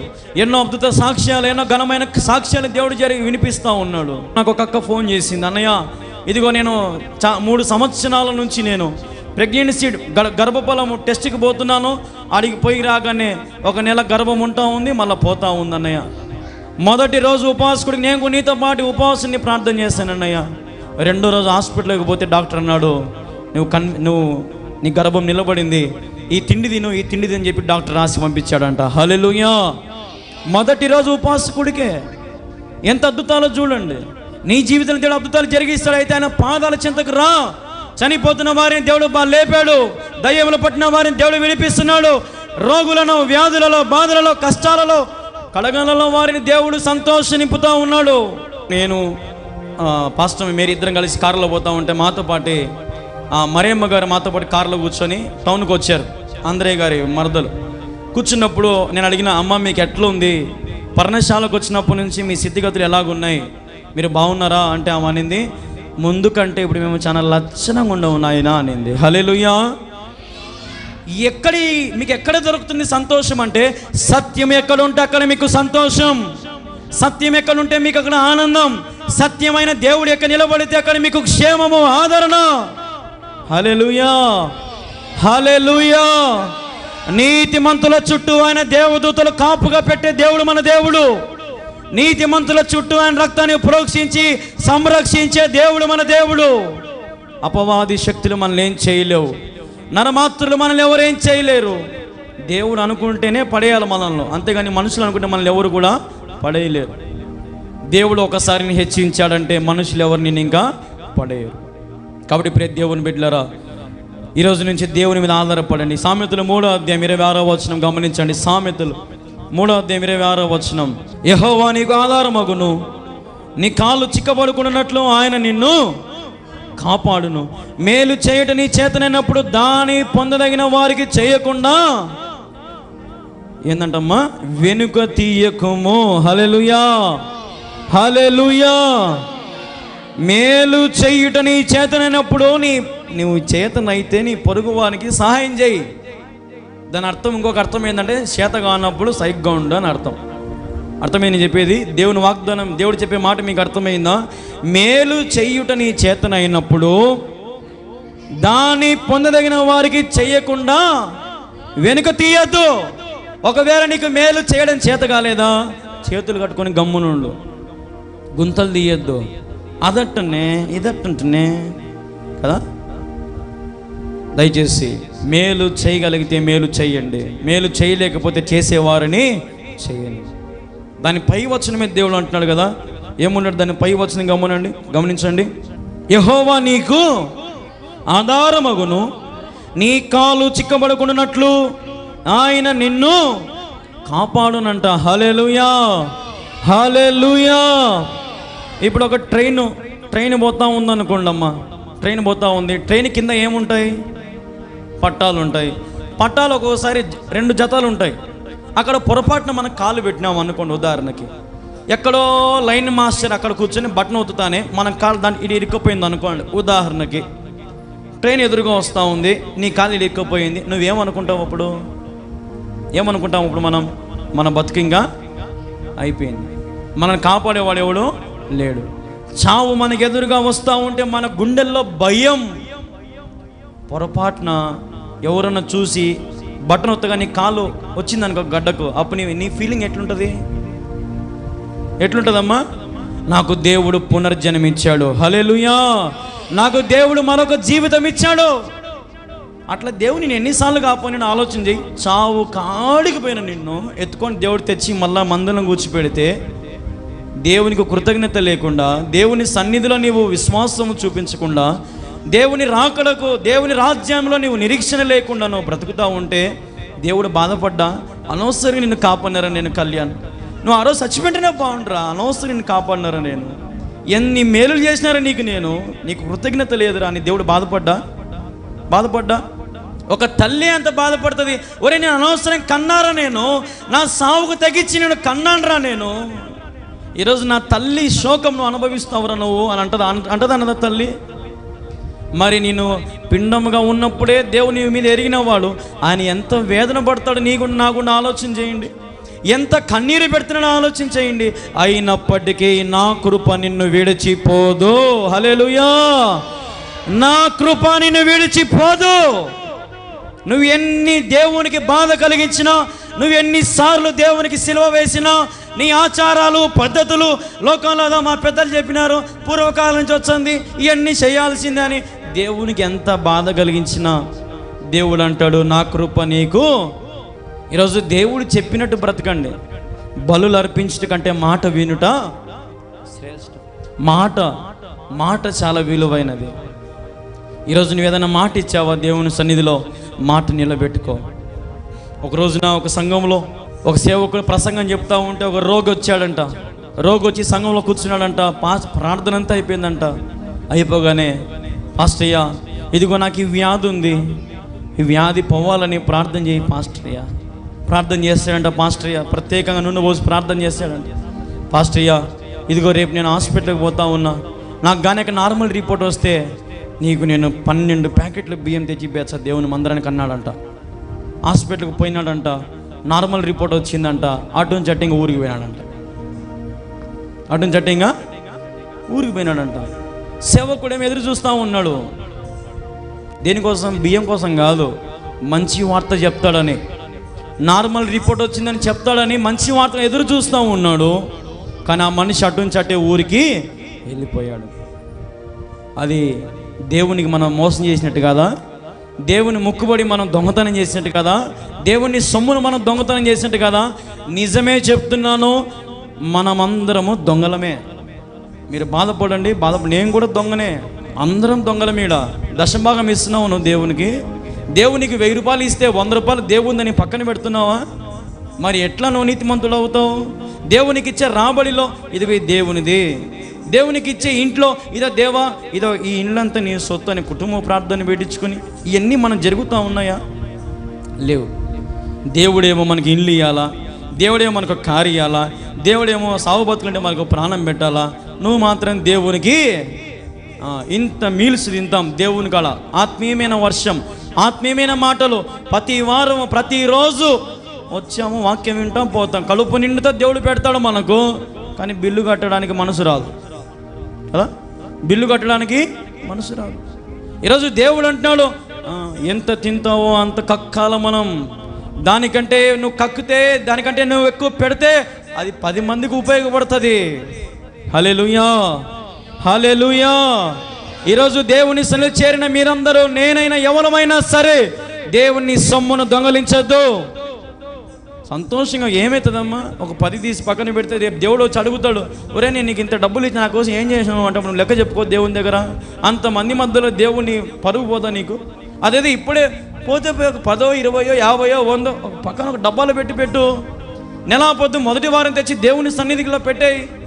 ఈరోజు ఉదయాన్నే ఒక వ్యక్తి నన్ను ఒక ప్రశ్న అడిగినాడు, కళ్యాణ్ బాబు నువ్వు అర్పణ పండుగ చేయవా అని అడిగినాడు. మంచిదే, మంచి క్వశ్చన్ అడిగారు. నేను చెప్పిన, పాత నిబంధన కాలంలో బలులు అర్పించేవారు, కొత్త నిబంధన కాలంలో దేవుడే బలిగా వచ్చాడు. కాబట్టి మనం ఏ బలులు, ఏ అర్పణల పండుగలు పెట్టుకోవడం అవసరం లే. ప్రతి నెల మొదటి వారము దేవుని దినం, అది దేవుని సన్నిధిలో నీవు నీ రాబడిలో దేవునికి, అది దశభాగం అయినా, నీ పొలంలో మొదటి విత్తనం ఏదైనా సరే, కోడి పెట్టే ముందు గుడ్డైనా, నీ ఇంట్లో మొలిసే చెట్టుకు మొలిసే మొదటి ఆకైనా సరే, ఏదైనా సరే మొదటిది ఎవరిది? అది కాదు. మనకు అర్పణ పండుగ వచ్చేంత వరకు మనం ఎదురు చూడాలా. ఆ టయానికి ఏదో ఒకటి అప్పటికప్పుడు డబ్బులు అప్పో సప్పో ఒక 10,000 అర్పణ పండుగ వచ్చింది ఇవ్వాలా. అది ఒప్పుకుంటాడు దేవుడు? నువ్వు రోజు నీ కష్టాన్ని దాచిపెట్టు, నీ దశభాగం దాచిపెట్టు. దేవుడిని ఎందుకు హెచ్చించాడు అప్పుడు నేను చూస్తాను. ఖచ్చితంగా దేవుడు హెచ్చిస్తాడు. దేవుడు చెప్పిన నిబంధన, దేవుడు చెప్పిన నియమాలను పాటిస్తే దేవుడు నీ మీద పక్షపాతము చూపిస్తాడా? హల్లెలూయా. మన జీవితంలో కొరతలున్నాయి కాబట్టి నీవు కూడా ఇక నుంచైనా ప్రభు మందిరంలో, ప్రభు సేవలో పాలి భాగస్తులు అవ్వండి. ప్రభు పనికి పూనుకోండి. మీరు చేయలేనప్పుడు చేసేవారిని ఏం చేయాలా? మనము ప్రోత్సహించాలా, దొబ్బాలా. నాయనా నువ్వు చెయ్యి, నీకు అడ్డంగా మేము ఉండములే. దేవుని మందిరంలో దేవుని నామము తప్పక వేరొక నామం వినపడకూడదు. హల్లెలూయా.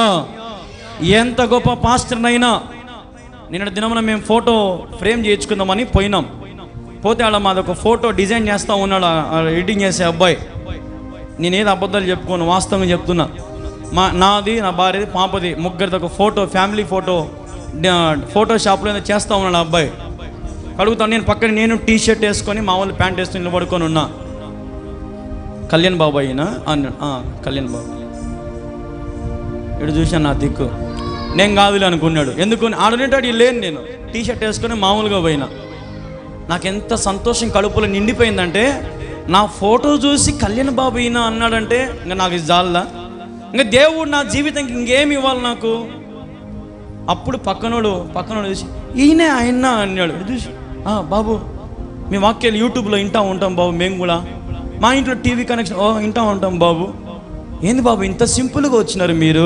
మీకు టీవీ ఛానల్ ఉంది కదా, మీకు పెద్ద సంఘం కడతా ఉన్నారు కదా, మీ దగ్గరికి ఆలీలు ఒక 2-3 గ్రామాలలో వస్తారు కదా, ఏంది బాబు, నాలో ఉన్నవాడు గొప్పోడు కానీ నేను గొప్పోడిని కాదు. నాలో ఉన్న యేసు గొప్పోడు, నాకు ఈ జీవితం ఇచ్చిన యేసు గొప్పోడు. లేదంటే ఎప్పుడో నేను యాక్సిడెంట్లో చచ్చిపోవాల్సిన వాడిని, ఎత్తి పక్కన పడేసిన నన్ను దేవుడు నాకు ఊపిరినిచ్చి నన్ను బ్రతికిస్తే దేవుడా నాకు నువ్వే గొప్ప అంటా. కానీ నేను గొప్ప అని చెప్పుకుంటానా?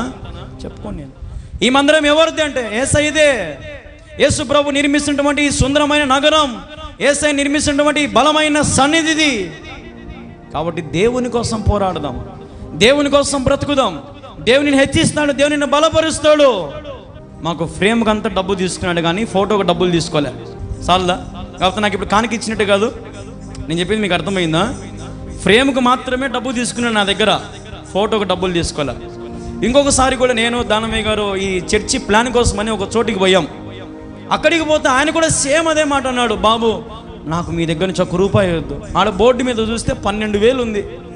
12,000 వద్దన్నాడు ఆయన. ఎవడిస్తాడు ఈ కాలంలో 12,000? లక్షల డబ్బులు ఎవడిస్తాడు? బాబు అందరం కట్టు, బాబు ఇది ఒక 1000, బాబు ఇది ఒక 500. ఎవరిస్తున్నారండి ఇవన్నీ? నాలో ఉన్న దేవుడు గొప్పవాడు. హల్లెలూయా. కెమెరా ముందు కనపడే స్వరూపం వేరు, మీ ముందర కనపడే స్వరూపం వేరు. కానీ పరిశుద్ధ స్థలం, ఈ పులిపీఠం దిగినాక కనపడే కళ్యాణం వేరు. ఎప్పుడైతే ఈ పరిశుద్ధ స్థలం ఎక్కుతామో దేవుడే అనర్గళంగా దేవుడు మాట్లాడతాడు. సమస్త జనుల కంటే నేను మిమ్మల్ని ఎక్కువగా ఆశీర్వదిస్తాను. ఎమ్మెల్యే గారి మీద చేయి పెట్టి ప్రార్థన చేసింది నువ్వే కదన్నా? అవునన్నా. బా ఏందన్నా, అసలు పొద్దుటూరులో ఏ పాస్టర్ తల మీద చేయి పెట్టి ప్రార్థన చేయలేదన్నా? నువ్వేనన్నా ఫస్ట్ టైము. ఏం కావాలో ఘనత? మనుషులు మన పనిని పొగుడుతారు, మన నిస్వార్థంగా మనం పోతా ఉంటే దేవుడే మనకు రావాల్సిన ఘనతను దేవుడు నడిపిస్తాడు. ఎన్ని అవమానాలున్నా ఇట్లాంటి కొన్ని చిరు సంతోషాలు ఉంటాయి. అప్పుడు మన అవమానం అంతా ఏమైపోతుంది? మర్చిపోతాం. ఈరోజు దేవుడు ఇంత గొప్ప భాగ్యం సేవకుని నాకు ఇచ్చాడు. నిజంగా ఎంతో ధన్యుణ్ణి. ఎంతో గొప్ప భాగ్యం చేసుకునే దేవా, నువ్వు నాకు ఇచ్చి నీకు వందనాలయ్యా. అర్హత లేని నన్ను, అయోగ్యును అభాగ్యుని ప్రభా, దరిద్రుని దేనికి పనికిరాను ప్రభా, నన్ను నువ్వు ఎలాగో వాడుకుంటున్నావు ప్రభా అని ప్రభు అడితే ప్రభు అన్నాడు, ఒరే నువ్వు నీ సొత్తు కాదు, నీవు నా సొత్తు. యు ఆర్ మైన్, నీవు నా సొత్తు, నేను నిన్ను వాడుకుంటున్నాను. ఈరోజు నిజంగా ఇంత పరిచర్య బలముగా దేవుడు ఇంత పరిచర్య జరిగిస్తున్నాడంటే నాలో ఉన్న శక్తి ఏమాత్రం కాదు, నా బలము చేత కాదు, నా ధనము వల్ల కాదు, ఏది కాదు, కానీ కేవలం దేవుని మహాకృపను బట్టే. హల్లెలూయా. దేవుని మహాకృపను బట్టే ఈరోజు మనం అందరం ఇక్కడ చేరి ప్రభుని ఇంత సత్యవంతమైన ఆరాధనలో పాల్గొంటున్నాం. సత్యము మిమ్మల్ని స్వతంత్రులుగా చేయునుగాక. నేను నమ్మే వచనం ఇది, నేను వాక్యములు నమ్మే వచనం ఇది. సత్యమును నమ్మితే సత్యమే మనం స్వతంత్రులుగా చేస్తుంది. అసత్యాన్ని నమ్మితే మనం దొంగలాగా మిగిలిపోతాం లోకంలో. సత్యముగా నువ్వు నిలబడు, చావునైనా మరణానైనా ఎదిరించు. హత్త సాక్షి అయినా సరే, స్టెఫెనును రాళ్ళతో కొట్టి చంపుతా ఉన్నారు. రే నీ దేవుడు యేసు ప్రభు కాదని చెప్పు, నేను వదిలిపెడతాము. రే నువ్వు నా మీద రాళ్ళ వర్షం కురిపించినా, నువ్వు నన్ను పెద్ద పెద్ద గుండ్రలతో కొట్టి చంపినా, నా దేవుడు యేసు ప్రభే. హల్లెలూయా. నా దేవుడు యేసు ప్రభే. ఎవరు చెప్తారని ఈ మాట? నీ ప్రాణం మీదకి కత్తి పెడితే నువ్వు చెప్పగలుగుతావా యేసు ప్రభు నా దేవుడు అని? అంతెందుకులే, రేపమ్మా పో అమ్మా మీకు అమ్మఒడి రాదు, మీకు రేషన్ రాదు, మీరందరూ క్రిస్టియన్స్ అన్నారు అనుకో, యాయ్ మేము క్రిస్టియన్స్ కాదు, మేము మాలలు, మేము హిందూస్ కదా. ఏటికి మనం ఏమైపోతాం? మన అవసరాల కోసము యేసు ప్రభుని మనం అమ్మేస్తాం. యేసయ్యా ఓ రేపు రా, ఈరోజు వద్దులే, ఈరోజు మాకు ఇది రావంట, సర్టిఫికేట్ మార్చుకుంటున్నాము, మాకు వద్దులే. ఎటువంటి పరిస్థితి అయినా దేవుడు పెట్టే పరీక్షలో, యోబుకు దేవుడు పెట్టిన పరీక్షలో యోబు గెలిచాడా ఓడిపోయాడా? చెప్పాలందరూ. గెలిచాడా ఓడిపోయాడా యోబు? పిల్లలు పోయారు, కూతురు పోయారు, ఆస్తి పోయింది, అంతస్తులు పోయింది, భార్య కనీసం చూసుకోవడానికి కూడా లేదు, అందరు వెళ్ళిపోయారు. కానీ యోబు బ్రతికి ఏమైంది? యోబు బ్రతుకు? ఒంటరి వాడే 1000 మంది. యోబు యెహోవా ఇచ్చెను, ఆయన నామమునకే స్తుతి కలుగును గాక అన్నాడు. హల్లెలూయా. నువ్వు చెప్పాలా మాట? నాకు ఏమొచ్చినా ఏమి రాకపోయినా, నా జీవితంలో ఎటువంటి పరిస్థితి సంభవించినా, నా దేవుడు నజరేయుడైన యేసుక్రీస్తు ప్రభువే. హల్లెలూయా. ధైర్యంగా చెప్పు, నీ దేవుడు ఎవరంటే యేసు ప్రభువే. నా కులానికి ఒక దేవుడు, నా ఇంటికి ఒక దేవుడు ఇన్ని లేవు మనకు. మన దేవుడు యేసు ప్రభువే. యేసు ప్రభు లోక రక్షకుడు. ఇంకొక మాట కూడా ఉంది, యేసుక్రీస్తు అందరికీ ప్రభువు. హల్లెలూయా. అందరికీ ప్రభు ఆయన. ఏ కుల మత జాతి ఎవరు పిలిచినా యేసయ్యా అంటే పలుకుతాడు ఆయన. చెప్పు నాయన, యేసయ్య ఎదిగో నేను నీతో పాటు నీళ్ళ మీద నడవాలనుకుంటున్నాను, రా. వద్దులేరా పేతురు, నువ్వు ఆన్నే ఉండు అన్నాడా? పేతురు నీ వల్ల కాదులే, నువ్వు ఆన్నే ఉండు అన్నాడా? ఏమన్నాడు? రా పేతురు రా, అడుగు ముందుకేయి. పేతురు అడుగు ముందుకేస్తా ఉన్నాడు. సంతోషం పట్టుకోలేక నేను నీళ్ళ మీద నడుచాను, నీళ్ళ మీద నడుచు వచ్చి కింద చూసుకున్నాడు. ఏమైపోయినాడు? కింద చూడగానే ఏమైపోయినాడమ్మా? కింద చూడగానే మునిగిపోయినాడు. యేసు ప్రభు మునిగి సావు అన్నాడా? పరిగెత్తుకుంటూ వచ్చి పేతురు చేయి పట్టుకొని లేపాడు. హల్లెలూయా. పేతురు చేయి పట్టుకొని లేపినప్పుడు దేవుడు అన్నాడు, పేతురు నీ దృష్టి నా మీద పెట్టు, ఇప్పుడు నడువు. పేతురు యేసు ప్రభు దిక్కు చూస్తా ఉంటే పోతానే ఉన్నాడు నీళ్ళ మీదంగా. హల్లెలూయా, హల్లెలూయా, హల్లెలూయా. ఇట్లా చెప్పబడితే చాలా ఉన్నాయి. ఎంతోమంది దేవుడు బలమైనటువంటి వారిగా వాడుకున్నాడు. మొదటి ప్రసంగం, పేతురు చెప్పిన మొదటి ప్రసంగానికి 3000 మందిని పేతురు రక్షించుకున్నాడు. అసలు పేతురు పని ఏంది? చేపలు పట్టేవాడు. ఒక చేపలు పట్టే జాలర్ ఏంది? అప్పట్లో మైకులు లేవు, సౌండ్ బాక్సులు లేవు. ఇటు నిలబడుకొని 3000 మందికి గొంతు చినిగిపోయినా, గొంతు పోయినా కానీ అరిసరిసి దేవుని మాటలు చెప్తూ ఉంటే 3000 మంది రక్షణ పొందినారంటే ఆ కాలంలో ఎంత గొప్ప ధన్యత పేతురికి. ఇప్పుడు ఆ 3000 మందికి ఆత్మీయమైన తండ్రి ఎవరు? పేతురు. పేతురు ఆత్మీయ తండ్రి ఎవరు? యేసయ్య. హల్లెలూయా. ఈ 3000 ఆత్మలు ఎవరు అంటే పేతురువి. ఇంతకాలం చేపలు పట్టుకున్నాడు, మరి ఏమన్నా లాభం వచ్చిందా? ఎప్పుడైతే మనుషులను పట్టుకున్నాడో, మనుషులు పట్టే జాలరిగా దేవుడు చేశాడో 3000 మంది తన అకౌంట్లోకి వచ్చారంట. హల్లెలూయా. మరి నువ్వు చేపల వ్యాపారం చేసుకుంటావా, లేదంటే మనుషులను పట్టుకుంటావా? ఆలోచన చేసుకో. నువ్వు పనిలోకి పోయి దేవుని మందరం ఎగ్గొట్టుకుంటా ఉంటావా, లేదంటే దేవుని పని కాడికి వచ్చి దేవుని పని చేసుకుంటూ దేవుని కాడ కూర్చొని దేవుని దీవెనలు పొందుకుంటావా? ఆలోచన చేసుకో, నీ ఇష్టం. నిన్ను మనుషులు పట్టే జాలరుగా దేవుడు చేయునుగాక. నీవు రక్షించబడినట్టు, నీ జీవితాన్ని దేవుడు మార్చినట్టు 10 మందికి నీ మాట, నీ సాక్ష్యం చెప్పు. సిగ్గుపడద్దు. నేను ఫలానా దగ్గరికి పోయాను, దేవుడు నాతో మాట్లాడాడు, దైవ సేవకుడు నన్ను దర్శించాడు, నా గురించి ప్రార్థన చేశారు, నా జీవితం మారిపోయింది, నేను సాక్షిగా దేవునికి ఉన్నాను అని 10 మందికి సువార్త చెప్పి దేవుని కాడికి రండి. 10 మంది నడిపించండి. నాకెందుకు వచ్చిందిలే అనుకుంటే కాదు, నా వల్ల ఇది కాదులే అనుకుంటే కాదు. దేవుని బిడ్డ, దేవుడు సమస్తము చేయగలడు. హల్లెలూయా. నీవు అనుకుంటే నీ ముందుగా నిలబడతాడు ఆయన. ఒకరోజు ఇలాగ నేను సువార్త చెప్తా ఉంటే ఒకడు నన్ను కడపలో బిల్డప్ సర్కిల్ దగ్గర ఆపినాడు. నన్ను పత్రిక ఇచ్చుకుంటూ పోతా ఉన్నాం. మా చర్చి వాళ్ళం అందరం కలిసిపోయి పత్రిక ఇస్తూ ఉంటే ఒక నన్ను ఆపినాడు. ఆపి ఇది ఏంది అంటున్నాడు, తాగుడుపోతాడు. ఇదేంది అన్నాడు. ఇది యేసు ప్రభు పత్రిక, తీసుకొని చదవండి అయ్యా, త్రాగుడుతనం మానేసుకో, నీ కుటుంబం బాగా చూసుకో అంటే, నేను నా కుటుంబం చూసుకోకపోతే నువ్వు వచ్చి చూసుకుంటావురా అన్నాడు.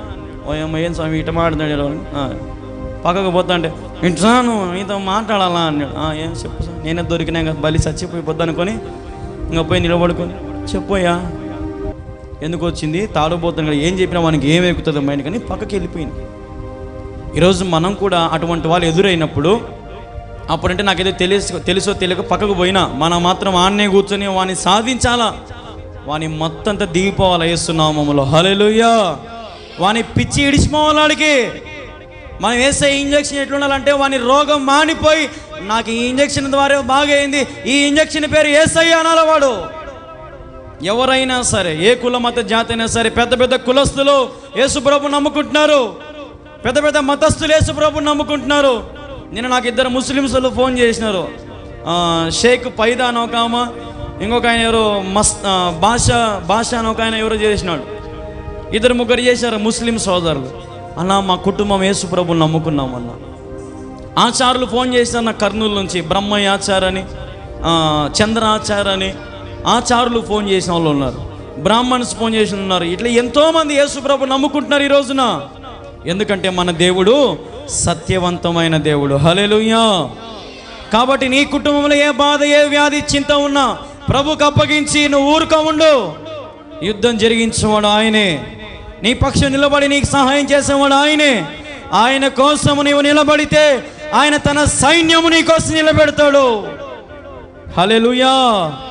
ఆయన సైన్యం ఎలాగుంటుంది తెలుసా? ఆయన గుర్రం మీద వస్తూ ఉంటే ఆయన తొడ మీద రాజులకు రాజు అని రాసి ఉంటుందంట. తొడ మీద కింద నుంచి కింద దాకా, ఈ నుంచి కింద దాకా రాజులకు రాజు, రాజులకు రాజు నీ మీద నిన్ను కాపాడడానికి వస్తున్నాడు. మరి అప్పుడు నువ్వు ఎవరు కాడు ఉండాలా? రాజు యొద్ద ఉండాలా.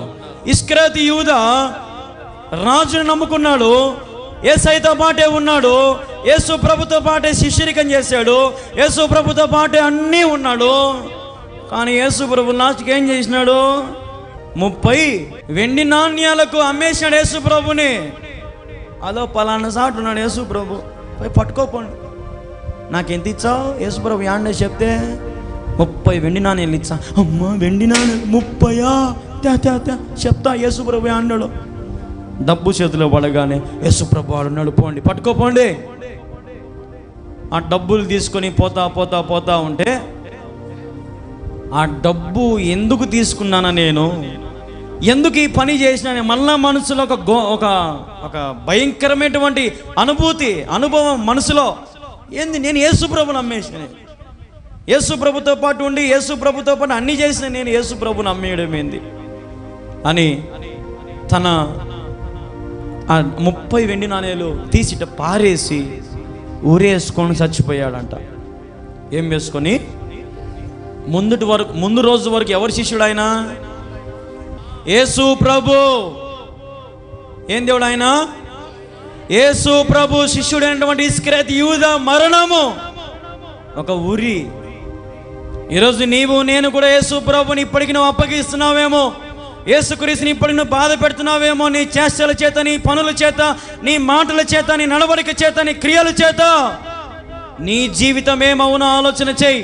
దేవుడు అనుకుంటే వేర్లతో సహా పెకలించగలుగుతాడు. హల్లెలూయా. నీవు మంచి చోట ఉంటే నీళ్లు మోస్తాడు, నీవు మంచి చోట ఉంటే నీకు ఎరువేస్తాడు, నీవు మంచి చోట ఉంటే నీ చెట్టు ఫలాల అభివృద్ధి పొందుతాయి. కూడదు నేను యేసు ప్రభు నాకు అవసరం లేదు, నా బతుకు నేను బతుకుంటాన్నావు అనుకో, ఎండిపోయిన బతుకే. ఎంత ముందుకు పోయినా నీ బతుకు ఆన్నే ఉంటుంది. అయ్యే అప్పులు, అయ్యే వ్యాధులు, అయ్యే శ్రమలు. ఎన్నిసార్లు హాస్పిటల్కి పోయించినా డాక్టర్ అంటాడు, మా చేతులు ఏం లేదు, ఇంకా మీ ఆయనని తీసుకోబోండి, మీ కొడుకుని తీసుకోబోండి, మీ కూతుర్ని తీసుకోబోండి. మన బ్రతుకు ఆడే ఉండిపోతుంది. యేసు ప్రభుని అంగీకరించండి. కుటుంబం అంతా మోకరించి, దేవా మా కుటుంబం మీద ఉండే శాపాలు తీసివేయి, మా కుటుంబం మీద అతిక్రమలు తీసివేయి, మా కుటుంబం మీద నిందలు తీసివేయి, మా కుటుంబంలో జరుగుతున్న అశాంతి, నెమ్మదితనాన్ని తీసివేయి ప్రభువా అని మీరు అడిగితే, చీకటిగా ఉన్న మీ గృహాలు దేవుడు వెలుగుమయముగా చేయునుగాక, వెలుగుమయముగా చేయునుగాక. ఆయన వెలుగు ఇక్కడ చేరిన ప్రతి ఒక్కరి మీద ఉదయింపబడునుగాక. హల్లెలూయా. చీకటిలో మన బ్రతుకులను దేవుడు వెలుగు నడిపిస్తా అంటున్నాడు. నేను ఎక్కువగా ఆశీర్వదిస్తా అంటున్నాడు. తప్పిపోయిన కుమారులాగా తిరిగి వెనక్కిరా. యోసేపులాగా బావిలో ఉన్నావేమో, కృంగిపోయి ఉన్నావేమో, నీకు సింహాసనం ఇస్తాడు. దావీదులాగా తంబూర సితార వాంచుకుంటూ దేవుని స్తుతిస్తున్నావేమో, ఎవరు నన్ను పట్టించుకోవాలనుకుంటున్నావేమో, రాజును చేస్తాడు. యోబులాగా క్షీణించిపోయి కృషించిపోయి ఉన్నావేమో, యోబులాగా దేవుని నమ్మకంగా ఉండు, దేవుడు నిన్ను కూడా నూరంతలుగా ఆశీర్వదిస్తాడు. ఇంత సుదీర్ఘమైన ప్రసంగం ఎందుకంటే, సమస్త జనుల కంటే నేను నిన్ను ఎక్కువగా ఆశీర్వదిస్తాను. హల్లెలూయా. ఎంతమందికి ఆశీర్వాదాలు కావాలి? ఒకసారి చేతులు ఎత్తండి. అందరికీ కావాలి. అందరికీ దేవుని దీవెనలు కావాలి. దేవుని దీవెనలు మీ జీవితంలో జరగాలంటే, చెయ్యి ఎత్తుతేనే కాదు, చెయ్యి దించిన వారు ఎవరైనా సరే మీ జీవితంలో దేవుని ఆశీర్వాదాలు జరగాలంటే ఆయన చెప్పిన మార్గంలో నడవండి. ప్రతిదీ వాక్యానుసారంగా నడవండి. ఓకే, మీకు తెలియదా పాస్టర్ ఇక్కడికి వచ్చి, పాస్టర్ ఎదుగు ఈ పని చేయాలనుకుంటున్నాం, ఎదుగు పాస్టర్ ఎదుగు ఈ పనికి ముందుకు వెళ్ళాలనుకుంటున్నాం, ఏదో మా కూతురి పెళ్లి చేయాలనుకుంటున్నాం, ఇది ఈ పరిస్థితి అని నువ్వు దేవునితో చెప్పుకొని సేవకునితో చెప్పుకుంటే దేవునికి మార్గం చూపిస్తాడు. ఒకవేళ ఇంతకాలము నానా విధమైన తంత్రాలు, మంత్రాలు, ఆచారాలు, పద్ధతులు ఇవన్నీ నమ్మి మోసపోయావేమో, అన్నిటినీ తెంపుకో, బంధాలు తెంపుకో, అన్నిటినీ తెంపేసుకో. యేసు ప్రభు నాకు నువ్వు వెంటే చాలు ప్రభు. యేసు ప్రభుతో సాంగత్యం చెయ్యి. ఆయన నీకు బంధాలు కాదు బంధుత్వాలను ఇస్తాడు. హల్లెలూయా. నాకు ఎంతమంది ఫోన్ చేస్తారు, నాయనాను నాకు కొడుకు లాంటి వాడివి, అన్నాను నాకు అన్నయ్య లాంటివి అంటే, ఇప్పుడు నాకు ఎంతమంది కుటుంబం బంధువులు కాదు, నాకు ఇప్పుడు బంధుత్వం ఇచ్చిన దేవుడు. ఎంతోమంది ఆత్మీయమైన బిడ్డలు. దేవుడిచ్చిన బంధము మనుషులు తెంపలేరు. హల్లెలూయా. ఈ బంధాల గురించి నాకు చెప్పకండి. మనకుండే బంధాలు, మన అవసరాలు ఉన్నంతవరకే బంధాలు, అక్కలు, చెల్లెలు, తమ్ముళ్ళు, అన్నలు. మన కథలన్నీ అయిపోయినాయి. ఎవరు నువ్వు, ఎవరురా నువ్వు, ఇది మన బంధాలు, బంధుత్వాలు. దేవుడిచ్చే బంధాలు మనుషులు ఎప్పటికీ వేరు చేయలేరు. కాబట్టి దేవుని ఆశ్రయించండి, దేవుని పాదాల చెంత ఉండండి. మీ సామ్రాజ్యాన్ని దేవుడు కట్టునుగాక, మీ సహవాసాన్ని దేవుడు దీవించునుగాక, మీ సమస్తమును దేవుడు మిమ్మల్ని దీవించునుగాక, మీ కష్టమును దేవుడు దీవించునుగాక, ఇరుకులలో విశాలత దేవుడు కలిగించునుగాక, లేమిలో, కష్టములో, దుఃఖములో దేవుడు మీకు ఆనందమును దయచేయునుగాక. హల్లెలూయా.